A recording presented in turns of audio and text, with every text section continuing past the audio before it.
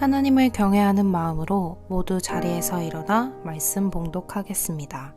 시험을 참는 자는 복이 있나니 이는 시련을 견디어낸 자가 주께서 자기를 사랑하는 자들에게 약속하신 생명의 면류관을 얻을 것이기 때문이라.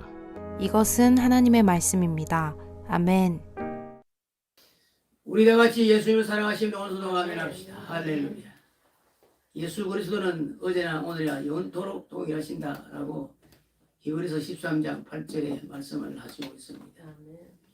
2000년 전에 오신 그 예수님, 지금도 예수님은 성령으로 말미암아 우리 심령 속에 역사하시고 말씀을 통해서 오늘도 주님을 만나고 말씀을 통해서 생명의 면류관을 얻으시기 바랍니다. 아멘. 오늘 이 제목의 말씀은 우리가 너무나 잘 알고 있는 말씀입니다. 그러나 알고 있는 말씀일수록 더 내가 값지게 은혜를 받아야 됩니다. 시험을 참는 자는 복이 있다 라고 말씀을 하셨습니다. 반대로 시험을 이기는 자는 복이 있다 라고도 하시면 됩니다. 자, 사람이 일생 동안 사는 생활 속에 시험과 어려움은 우리들의 생활 속에 떠나지 않습니다. 시험 때문에 웃고, 시험 때문에 울고, 시험 때문에 통곡을 하고, 또 심한 사람은 세상을 하직하기도 합니다. 그래서 성도는 시험이라는 단두대 앞에 섰을 때에 어떻게 대처를 해야 되는가? 시험은 시도 때도 없이 찾아오기 때문에 하나님의 백성인 성도는 어떻게 시험을 받아들이고 어떻게 방어를 하고 대처를 해야 되느냐? 그것을 알아야 됩니다. 손자병법이라는 말이 있지요. 저걸 알고 쳐들어갈 때에 성산이 있다라고 말하지요. 근데 모르고 있으면 당할 수밖에 없습니다. 그래서 성도에게 시도 때도 없이 찾아오는 이 시험에 대해서 어떻게 해야만 이 시험을 감당하면서 참으면서 이기고 승리할 수 있느냐. 그 내용은 마태복음 4장 1절에서 11절에 예수님이 모범을 보여주셨어요. 예수님께서 성령에 이끌려 광야에 가셔서 40주야로 금식 기도를 하셨습니다. 하루 이틀이 아니고 40일이면 죽음에 가까운 금식 기도입니다. 금식이 이제 마지막 날 마귀가 찾아왔습니다. 뭐라고 그럽니까?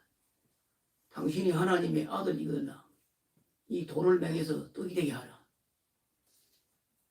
가장 약점을 찾아서 이야기를 하는 겁니다. 배고픈 사람에게 뭐가 필요합니까? 돈이 필요합니까? 돈 필요합니다. 배기 대기 고프면은 돈보다도 앞서는 게 있습니다. 뭐냐? 먹을 음식이 필요합니다. 대기 목마른 사람에게 돈이 필요합니까? 돈이 우선이 아닙니다. 마실 수 있는 물이 우선입니다. 추운 사람에게 뭐가 필요합니까? 옷이 필요합니다. 배고픈 사람에게는 음식이 필요하고 이렇게 우리의 필요에 따라 우리에게 사람은 생활 속에 살아가는 것입니다. 40일 동안 금식을 하신 예수님이 얼마나 배가 고프겠습니까? 마귀가 나타나서 네가 하나님의 아들이거든 이 돌을 맹해서 떡이 되게 하라. 이 돌을 맹해서 떡을 만들어 드시라는 겁니다. 이 떡 앞에 모든 사람들이 무릎을 꿇지 않습니까? 사람을 다스리는 데는 떡이 필요하잖아요. 떡이 뭡니까? 돈이라고 말입니다. 돈이 뭡니까? 재물이라고 말입니다. 그래서 권세가 높으면 높을수록 뭘 많이 요구를 합니까? 돈을 많이 요구를 하는 겁니다. 돈이 있어야 수하를 다스릴 수가 있고 또 부하를 충직한 부하를 만들 수가 있어요. 돈이 없으면 할 수가 없습니다. 부모 자식 간에도 돈이 있어야 됩니다. 돈이 있어야 자식이 요구하면 돈을 줘야지. 돈을 못 주면은 자식이 어렵게 되고 부모도 어렵게 되는 것입니다. 이러한 가장 약점인 자리를 노려서 돌을 떡이 되기로 합니다. 그런데 엄청난 교훈의 말씀을 예수님은 우리에게 선포했습니다. 마귀에게 말을 합니다. 마귀야, 사람이 떡으로만 사는 것이 아니다. 하나님의 입으로 나오는 모든 말씀으로 살 것이니라. 이것저것 필요한 말씀만 사는 것이 아니고 성경 66권에 구약의 37권, 신약 27권, 성경 66권에 있는 이 모든 말씀으로 살아야 된다. 그러면 시험을 이길 수가 있고, 그러면 시험을 참을 수가 있고, 그러면 하나님께서 주신 약속의 멸류관을 받을 수가 있다 라고 예수님이 말씀하신 거예요. 첫 번째 시험에, 빵시험, 떡시험에 실패한 마귀는 예수님을 높은 성전 꼭대기에 올려놓으시고 이야기를 합니다. 당신이 하나님의 아들이거든 뛰어내려. 그러면 천사가 와서 다 이렇게 받쳐서 발이 하나도 돌에 상하지 않도록 하실 것이다. 이렇게 할 때에 예수님께서는 나를 시험치 말라. 이 명령에 마귀는 다시 예수님을 모시고 높은 산에 올라가서 만국을 보여주었습니다. 천하만국을 보여주면서 하는 이야기가 내게 절하라. 내가 절하면은 내가 이 모든 천하만국을 너희에게 주겠노라. 이렇게 이야기를 합니다. 속삭입니다. 예수님께서는 사단아 물러가거라. 오직 주 여호와 하나님만 섬기리라. 주 여호와 하나님은 섬겨야 되느니라.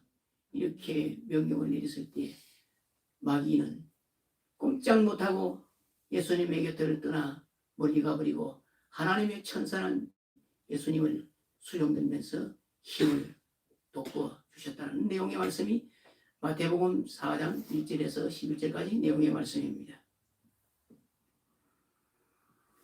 두 번째 말씀에 보면 예수님께서 왜 사단에게 시험을 받았는가라는 것입니다.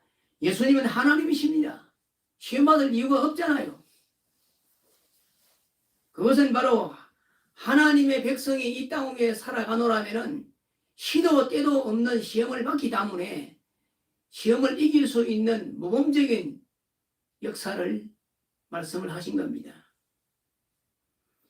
그래서 마태복음 6장 13절에도 예수님이 주기도문 기도를 가르칠 때 거기 시험에 대한 말씀이 있습니다.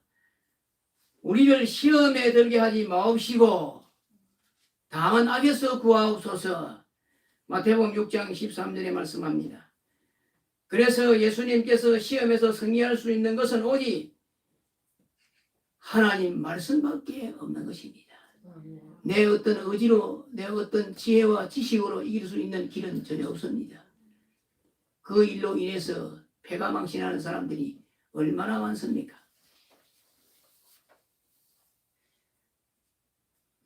성도가 모든 시험에서 이길 수 있는 유일한 길은 하나님 말씀으로 무장하라. 목사님, 그 말씀이 어디에 있습니까? 많이 말씀은 듣지만은 우리는 성경을 찾지 못할 때가 많이 있습니다. 그래서 그 좋은 말씀이 에베소 6장 10절에서 17절에 보면 그 말씀하고 있습니다. 정말로 너희가 주 안에서와 그 힘의 능력으로 강건하여 지고 마귀의 꾀를 능히 대적하기 위하여 하나님의, 한번 따라합시다. 전신갑주를 입으라. 전신갑주를 입으라. 하나님의 전신갑주를 입으라. 그러므로 하나님의 전신갑주를 취하라. 이는 악한 날에 너희가 능히 대적하고 모든 일을 행한 후에 서기 이함이라. 아멘. 그런즉 서서 진리로 너희 허리띠를 띠고 의의 홍패를 붙이고 평화의 복음에 예비한 것으로 신을 신고 모든 의리의 믿음의 방패를 가지고 이로써 능히 악한 자의 모든 하전을 소멸하고 구원의 투구와 성령의 검고 하나님의 말씀을 가지라. 아멘. 이게 바로 하나님이 우리에게 보여주신 무기입니다. 무기. 마귀와 사단에서 시험에서 이길 수 있는 무기를 에베소 6장 10절에서 17절까지 우리에게 말씀을 하시고 있는 것입니다. 그래서 교회에 다니지 않는 사람, 다니다가 낙심하는 사람, 다니다가 시험에 들어서 교회에 등지고 사는 사람 많잖아요. 많잖아요. 왜 그렇습니까? 하나님의 말씀이 내 속에 없기 때문에 그렇습니다. 그래서 우리가 생활 속에 신앙생활을 하면서 하나님의 말씀을 우리는 암송을 해야 됩니다. 내가 선호하는 말씀이 내게 주시면은 그 말씀을 가지고 암송을 하면서 기도를 해야 됩니다. 그래서 여호와는 내 영혼을 소성케 하고 여호와의 증거는 확실하여 우둔한 대로 지혜롭게 하며 여호와의 교훈은 정직하여 마음을 기쁘게 하고 여호와의 계명은 순비하여 눈을 밝게 하도다. 여호와를 경외하는 눈은 정결하여 영혼까지 이루고 여호와의 규례는 확실하여다 어려우니 검, 꽃, 많은 정보보다 더 사모할 것이며 꿀과 송이 꿀보다 더 달도다. 이렇게 10편, 19편, 7절에서 10절까지 말씀하고 있습니다. 우리는 생활 속에 하나님의 말씀을 묵상하고 하나님의 말씀을 우리는 사모하고 그 말씀을 외치고 증거할 때에 내 속에 믿음이 생동적으로 역사하는 것입니다. 생동적으로 역사하는 것입니다. 오늘 이 주신 말씀을 보면은 우리가 어떻게 말씀을 이렇게 봅니까? 시험을 참는 자는 복이 있다. 이것이 옳다 인정하심을 받은 후에 주께서 자기를 사랑하는 자들에게 생명의 멸류관을 약속하신 생명의 멸류관을 얻을 것이니라. 이런 하나님의 말씀을 내가 암송함으로 통해서 예언으로 통해서 기도에 적용을 하고 기도를 적용함으로 통해서 내 영혼이 사실 소생함을 얻는 역사가 일어나게 된다라는 것입니다.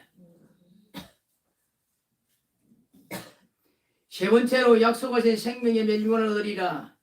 여러분 우리가 생활 속에서 상 받기를 좋아합니다. 상 받으면 기분이 얼마나 좋습니까? 우리 신집사님이 젊었을 때에 풍악을 즐겨 한마당 축제를 가신다고 하던데 그 가운데 뭐 장구를 잘 친다고 하셨습니까? 그래서 면에서 행사가 있을 때에 상을 받았대요. 그리고 상금이 일금 봉투에 얼마 돈이 뭐 8만 원 나왔다든가 뭐 6만 원 나왔다든가 그런 나왔다고 했지요. 5만 원. 예. 너무 기분이 좋아가지고 면장이 주는 상 너무 기분이 좋아가지고 그 5만 원을 그 자리에서 다 썼다고 합니다. 이 상이 얼마나 좋습니까? 그랬을 거예요. 이거 거시기 노인들 우리가 김치를 담아주는데 그걸 못했어요. 어쨌든 귀한 봉사를 하셨습니다. 상은 우리 마음을 청춘을 돌아오게 하는 겁니다. 상이라는 것이. 그런데 하나님께서 오늘 본문의 말씀 약속하신 생명의 멸류관을 준다. 저는 멸류관에 대해서 여러 번 말씀을 드렸습니다. 이 멸류관을 어떻게 하면 얻느냐. 꼭 하나님이 머리에 씌우는 멸류관만 멸류관이 아닙니다. 우리의 생활 속에 하나님께서 축복해 주신 그 축복이 다 멸류관이에요. 내 기도에 응답해 주시는 것도 멸류관의 축복이에요. 그래서 성경 역사에 크고 놀라운 멸류관을 받은 분이 있습니다. 많은 분들이 있습니다만 다 소개는 할 수가 없고 그 중에 대표적인 말씀 중에 한 사람이 바로 창세기 12장 1절에서 나오는 아브라함입니다. 하나님께서 아브라함에게 너는 너의 본토 친척 아비집을 떠나 내가 네게 지시한 땅으로 가라. 내가 너로 큰 민족을 이루고 네게 복을 주어 네 이름을 창대케 하리니 너는 복의 근원이 될지니라. 어마어마한 말씀을 하셨습니다. 이 어마어마한 약속의 말씀을 했을 때에 사실 아브라함에게는 자식이 없었어요. 그때의 약속의 말씀을 받을 때에 아브라함의 나이는 75세였습니다. 그런데 자식이 없었어요. 그런데 하나님은 민족과 나라를 주시겠다고 하는 거예요. 그래서 그 말씀 믿고 하나님이 지시한 가나안 땅으로 오는데 엄청 고생 많이 했습니다. 메소포타미아 갈대아 우르에서 하란을 와서 하란에서 가나안 땅 들어갔는데 몇 년이라는 세월이 걸렸어요. 가나안 땅에 들어왔을 때에 하나님의 약속은 성취가 안 됐습니다. 자식이 없었어요. 그래서 자기 부인의 종인 하갈을 통해서 자식을 얻었어요. 그런데 하나님께서 뭐라고 하느냐? 니하고 상관없다. 니의 정통적인 적자의 자식이 아니다. 내가 너에게 주마. 그 약속을 25년 동안 기다렸던 아브라함이 백세의 아들을 낳았어요. 백세의 아들을 낳다 보니까 얻다 보니까 이게 아브라함이 정신이 없었어요. 이렇게 좋을 수가 있느냐. 아브라함은 그 당시에 엄청난 족장의 부자입니다. 그리고 318명의 고리병의 군사가 있습니다. 그런데 느들막하게 아들을 얻다 보니까 이 아들한테 빠져버렸어요. 이 무슨 말이냐? 하나님을 섬기는보다도 아들이 더 좋아진 거예요. 그게 우리 일상생활도 그렇잖아요. 하나님보다도 아들이 더 좋은 거야. 뭐 금이야 옥이야. 이 뭐 나하면 깨질까? 뭐 대기 지면 터질까 봐. 이게 뭐 너무 자식을 사랑하다 보니 하나님이 이래 보니까 이거 참 큰일 났구나. 이게 노년에 자식을 주어놨더니 이건 나는 뒷전이고 이 자식을 너무 사랑하고 빠져버렸구나. 그래서 창세기 22장 1절에 나오는 말씀이 있습니다. 하나님이 아브라함을 시험하사 나온 거예요. 그래서 하나님께서 아브라함아, 예, 주의 종 여기 있나이다. 아브라함이 깜짝 놀랐습니다. 네가 사랑하는 독자 네 아들 이삭을 데리고 내가 네게 지시한 산으로 찾아가서 그 아들을 죽여서 내게 번제로 드리라. 그게 바로 창세기 22장 1절에서 3절까지 내놓은 말씀입니다. 이게 완전히 아브라함이 충격을 받았어요. 이 아들에게 모든 상속권을 다 주어서 앞으로 놀라운 아들이 될 것인데 하나님이 느닷없이 그 아들을 잡아다가 하나님이 지시한 산에 찾아가서 번제를 드리라고 말씀하니까 아브라함이 충격을 받을 수밖에 없는 거예요. 여러분에게 그런 말씀이 주어지다고 그러면 여러분 어떻게 생각하겠습니까? 충격 안 받을 사람은 누가 있겠어요? 다 충격받지. 그런데 아브라함이 정신이 바짝 들었습니다. 내가 그동안 하나님의 은혜를 내가 망각했구나. 75세에 얻었던 그 아들이 100세의 아들을 얻었는데 100세의 아들을 얻었는데 100세에 얻는 아들을 내가 너무 빠졌구나.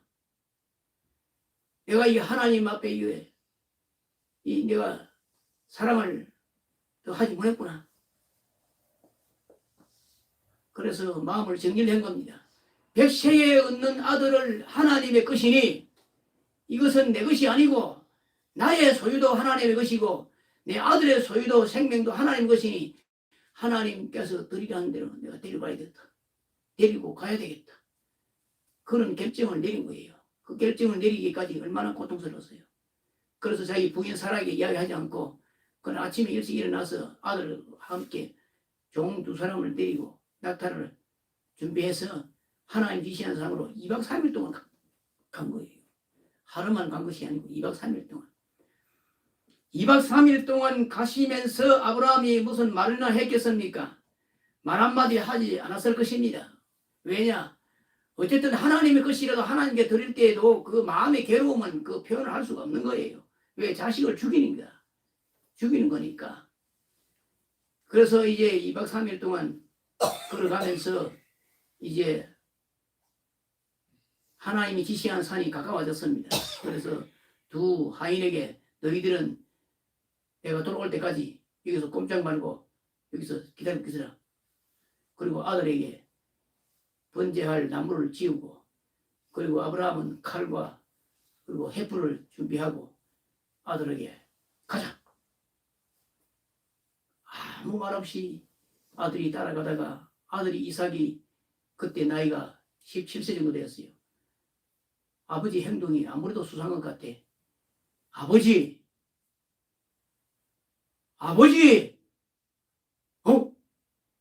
왜 네가 내 불렀느냐? 아버지 정신이 어디 갔습니까?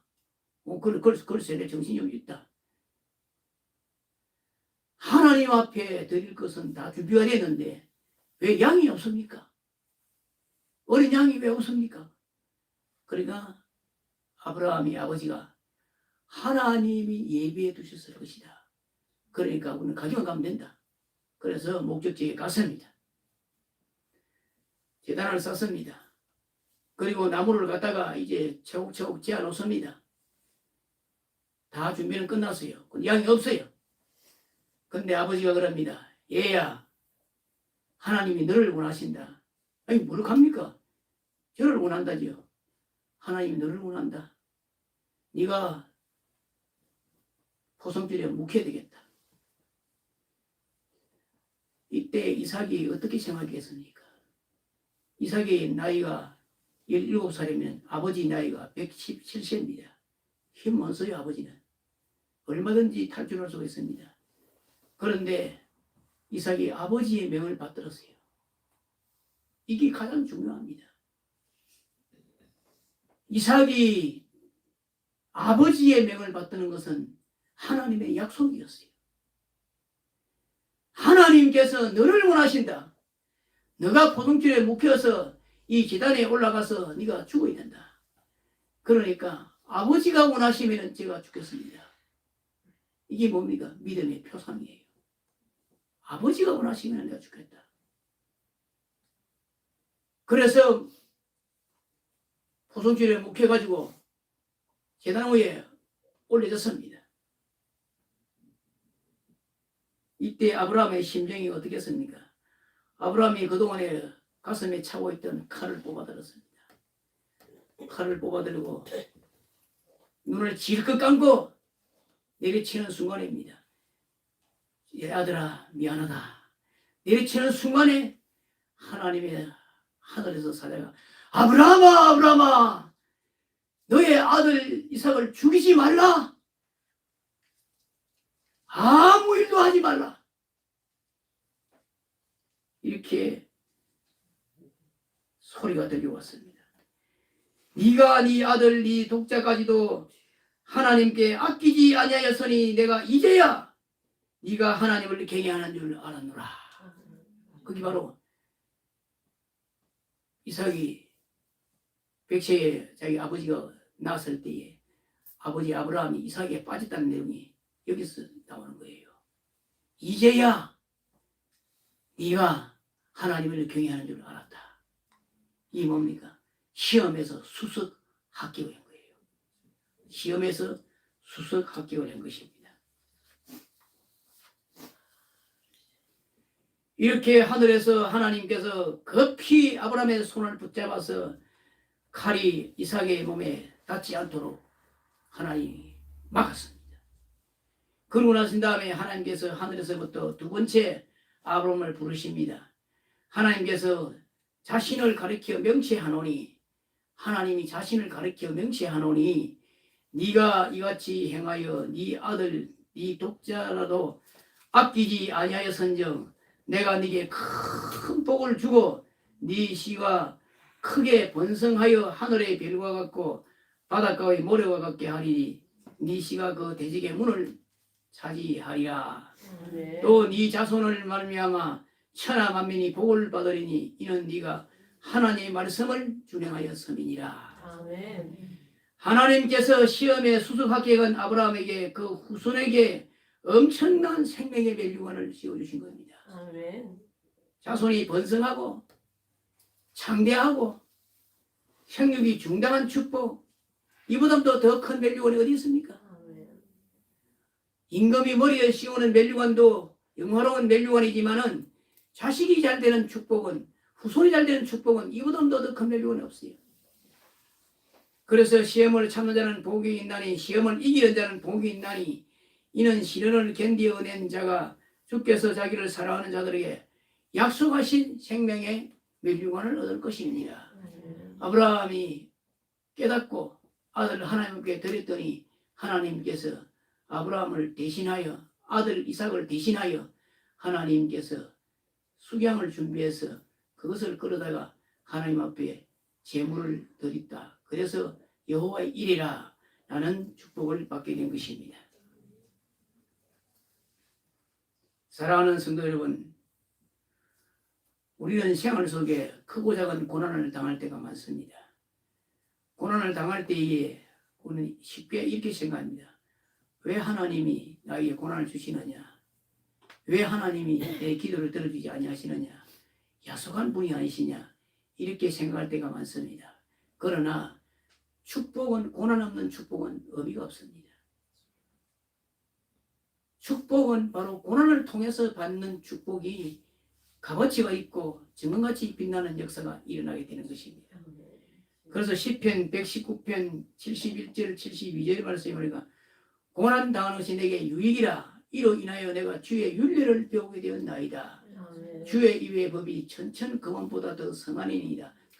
고난을 받았고 축복받는 것은 하나님의 은혜고 그 은혜를 통해서 하나님께 영광 돌리는 역사가 일어나게 되진다 라는 말씀이고, 욥기서도 23장 10절에 욥이 고난을 받을 때에 친구들이 그럽니다. 네가 지은 죄가 많으니까 네가 하나님 앞에 이렇게 고통을 당하고 모든 재산을 다 잃고 가족을 다 잃고 이렇게 벌을 받지 않느냐. 그러니까 하나님 앞에 회개하라. 이렇게 친구들이 옆에서 자꾸 권면을 합니다. 그런데 욥은 이렇게 말을 합니다.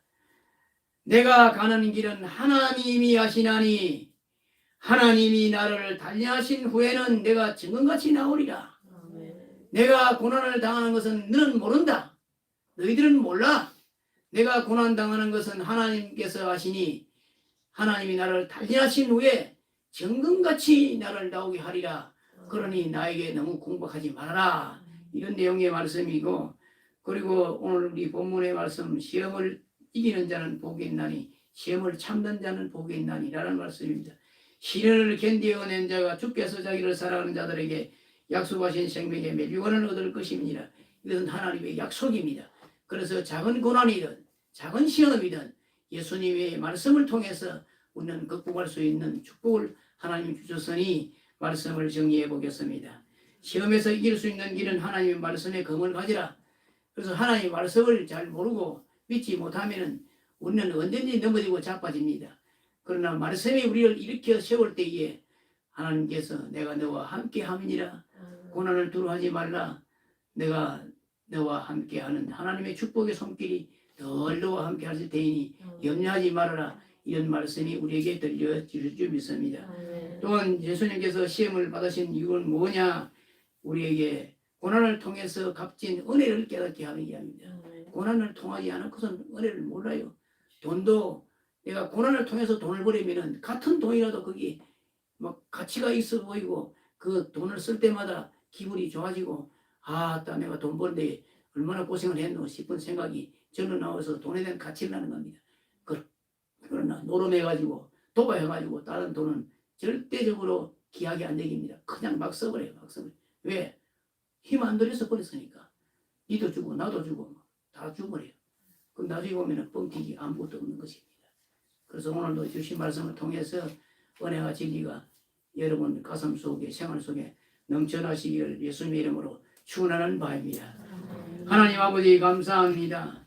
오늘도 우리의 생활 속에 끊임없이 다가오는 환난과 시험 가운데에서 승리할 수 있는 길은 오직 하나님의 말씀이라고 해사오니 말씀 믿고 하나님 앞에 영광 돌려드리고 고난을 이기고 시험을 참아 이겨 하나님 앞에 영광을 돌려드릴 수 있도록 믿음을 온전케 하시고 또한 우리 하나님의 영광의 멸류관으로 축복하여 주시옵소서. 예수님 이름 받들어 감사하고 기도하옵나이다. 아멘. 다 같이 주의 삼창 드리고 기도드리겠습니다. 주여 주여 주여 아버지 하나님이여 주의 복음으로 말씀하며 우리의 신앙이 공동하여지게 하여 주시고 말씀으로 신앙으로 축복하여 주시고 진리의 영으로 축복하여 주시옵소서. 예수님께서 말씀하시는 나는 길이요 진리요 생명이니 바로 말미암게 아버지 하나님께로 올라가시고 주의 말씀으로 이렇게 역사하시고 진리의 영으로 축복하여 주시옵소서. 온 성도들이 온전한 신앙으로 축복하시고 말씀의 신앙으로 축복하시고 진리의 영으로 축복하여 주시옵소서. 또한 아버지 하나님이여 가정 복음화를 위하여 기도하시고 주의 영들에게 기도를 응답하여 주옵소서. 연락들에 내게 부르지라 내가 네게 응답하였고 네가 알지 못하는 그 비밀하니라 내가 너에게 보여주려 말씀해서 은혜와 진리가 충만하게 하시옵소서. 성원교회를 하나님 위하여 축복하여 주시고 아버지 하나님 가정 복음화를 역사하여 주시고 온 가정이 주로 믿고 주를 찬미하며 하나님께 영광 돌려주시고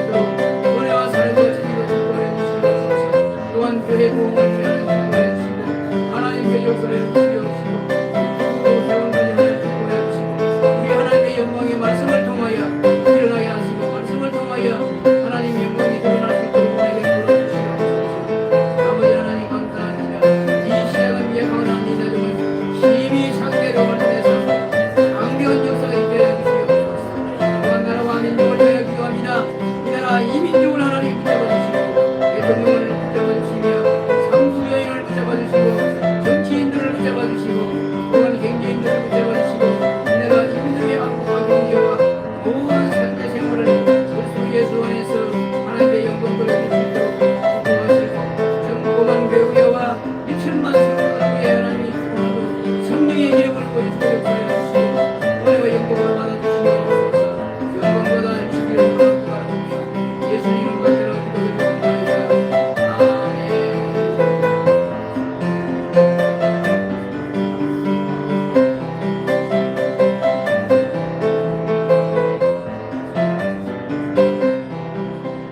나 여호와가 말하노라. 너희를 향한 나의 생각은 내가 아나니 재앙이 아니라 꼭 평안이요 너희 장래에 소망을 주려 하는 생각이라. 너희는 내게 부르짖으며 와서 내게 기도하면 내가 너희를 들을 것이요 너희가 전심으로 하나님을 찾고 찾으면 하나님을 만나리라고 하신 아버지 하나님, 오늘도 말씀 중에 계시고 역사하시는 아버지 하나님, 개인 신앙을 위하여 기도하였나이다. 아버지 하나님, 사랑하는 성도들에게 말씀 충만, 성령 충만, 능력 충만, 은혜 충만케 하시고 주님을 항상 사모하는 믿음으로 온전케 역사하시고 말씀으로 진리로 충만케 역사하여 주시옵소서. 또한 가정복음화를 위하여 기도하였나이다. 하나님이여 저들의 간구와 기도를 들으시고 가정복음화의 역사로 축복하시고 온 가정에 예수 믿고 구원받는 축복, 하나님을 찬미하며 하나님께 영광 돌려드리는 은혜의 가정, 말씀의 가정, 진리의 가정으로 인도하여 주시옵소서. 또한 나라와 민족을 위하여 기도합니다. 하나님께서 나라와 민족을 붙잡아 주시고 이 나라 이 민족의 정치와 경제와 사회와 문화와 경제 모든 분야마다 하나님이 영광을 받으시고 이 나라 이 민족이 하나님을 영광 위해서 사는 이 나라 이 민족의 백성이 되도록 역사하여 주시옵소서. 또한 교회 복음을 위하여 기도합니다. 하나님께서 성원교회 복음화가 될 수 있도록 성령님이 역사하시고 동서사방주의 복음으로 말미암아 구원 정한 백성 인도하여 주시고 하나님의 영광이 넘쳐나도록 역사하여 주시옵소서. 예수님은 받들어 기도드리옵나이다. 아멘. 287장을 찬송드리겠습니다.